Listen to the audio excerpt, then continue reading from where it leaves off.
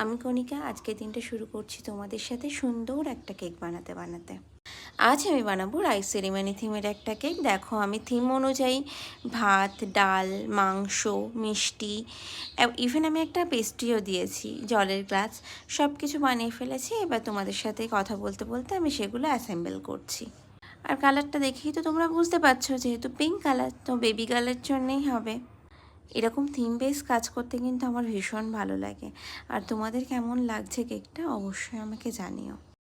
আর একটা ছোট্ট টিপস তোমাদের, যখন তোমরা ফন্ডেন্টের কোনো টপার কেকে সেট করবে তখন ডাইরেক্ট সেট করবে না। যদি এরকম ফ্ল্যাট হয় তবে তুমি সেট করতেই পারো, কিন্তু যদি হাইট থাকে সেক্ষেত্রে একটা উডেন স্টিকের সাহায্যে ওটা সেট করবে, তাহলে ওটা নষ্ট হওয়ার কোনো ভয় থাকবে না। তো তোমাদের সাথে কথা বলতে বলতে কেকটা তো আমি কমপ্লিট করে ফেললাম। তো তোমাদের কেমন লাগলো কেকটা অবশ্যই জানিও। আমার তো ভীষণ পছন্দ হয়েছে, আর ক্লায়েন্টের ফিডব্যাকও আমি ভীষণ ভালো পেয়েছি। তো আজকের মতো সবাই ভালো থেকো, টাটা।